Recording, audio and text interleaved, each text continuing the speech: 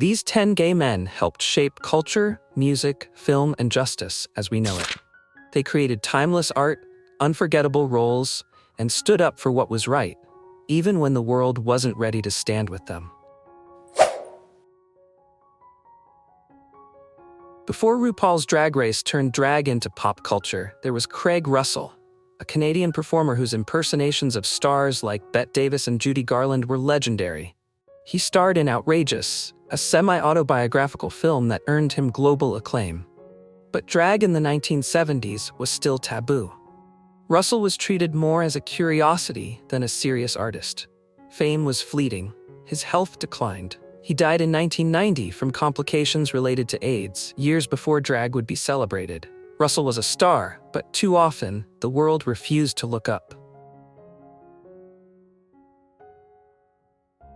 Before representation became a buzzword, Veto Russo was calling out Hollywood's treatment of queer people. His groundbreaking book, The Celluloid Closet, dissected how films portrayed LGBTQ+ characters, usually as jokes, villains, or tragedies. Russo wasn't just a film historian, he was a fierce activist, helping to found GLAAD and ACT UP during the height of the AIDS crisis. He brought visibility and fury to a community being erased. But like too many during the epidemic, Russo died young, at just 44. His voice, passionate and prophetic, was lost just as the world began to understand what he was fighting for.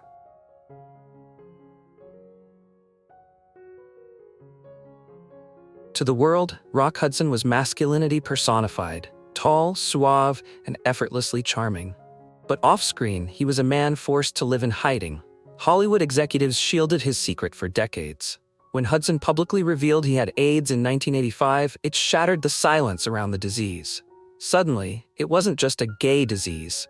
It had a name, a face, a beloved star. His coming out, though under tragic circumstances, forced a national reckoning. His death was a watershed moment. He didn't get to live as an openly gay man, but in death, he cracked open the closet doors for others.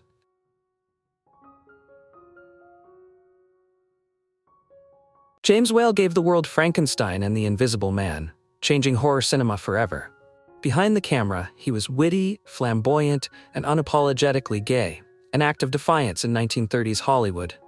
But success doesn't shield one from prejudice. As the studio system tightened and McCarthyism crept in, Whale found fewer doors open. His artistic freedom eroded. His name faded from marquees.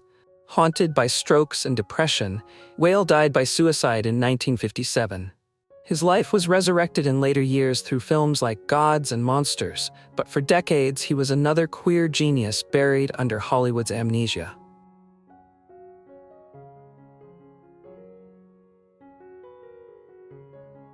Billy Strayhorn composed some of the most enduring jazz standards, Lush Life, Take the A-Train, and more, while working closely with Duke Ellington. Many never realized that behind those immortal melodies was an openly gay black man navigating a racially and sexually hostile world. Strayhorn never craved the spotlight. He lived humbly, focusing on his music. But he also paid the price. His name rarely mentioned in the credits, his brilliance often eclipsed by others. When he died of cancer at 51, few outside the jazz world mourned him. Today, musicians hail him as a pioneer. Still, too few know who he was or how brightly he burned.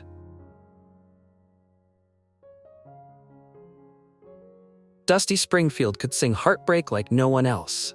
Her voice, soulful, trembling with emotion, made her an international star. But even as she won fans worldwide, Dusty battled private demons, addiction, depression, and a closeted identity.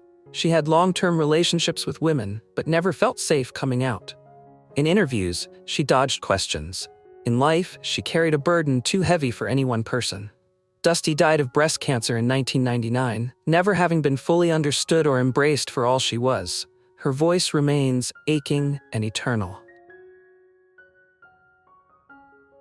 Say it, type it, share it. You never know who else might need to hear your words. In the 80s, Tom Villard was a rising comic actor with roles in One Crazy Summer and We Got It Made.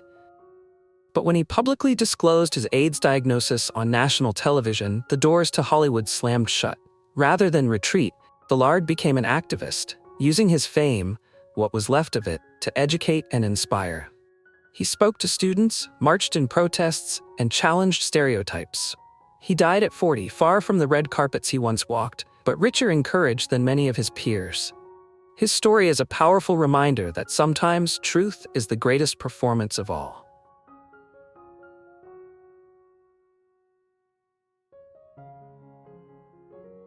Bayard Rustin was the master strategist behind one of the most iconic moments in American history, the 1963 March on Washington, where Dr. King delivered the "I Have a Dream" speech. Without Rustin's vision, organizing genius, and tireless activism, the march might never have happened.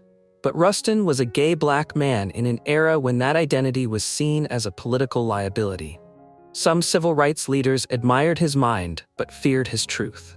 They pushed him aside to protect the movement's image, using euphemisms like distraction or controversial. Still, Rustin never stopped. He fought not just for racial justice but for peace, labor rights, and eventually LGBTQ+ equality. He died largely unrecognized by the public he served so passionately. Only decades later did the country begin to say his name with the reverence he always deserved. With his sun-kissed good looks and boy-next-door charm, Tab Hunter was a 1950s dreamboat. Every teenage girl had his poster on her wall. What they didn't know was that behind the scenes, Tab lived in fear, a closeted gay man at the mercy of Hollywood's rigid, image-obsessed system.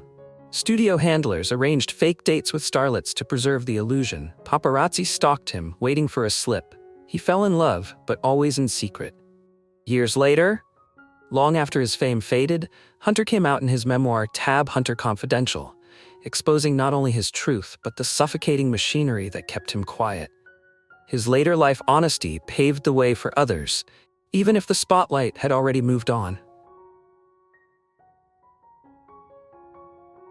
Anthony Perkins will forever be remembered as Norman Bates in Psycho, a chilling, iconic role. But behind the camera, Perkins lived a life equally steeped in duality and hidden fear. He had love affairs with men like Tab Hunter and Rock Hudson, but always under a veil of secrecy.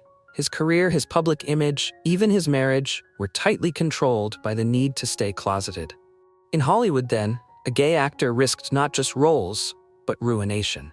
When Perkins died of AIDS-related pneumonia in 1992, his widow confirmed what many suspected. He had lived a life of inner torment, forced to suppress his truth until the very end. His legacy is as layered and complex as the characters he played.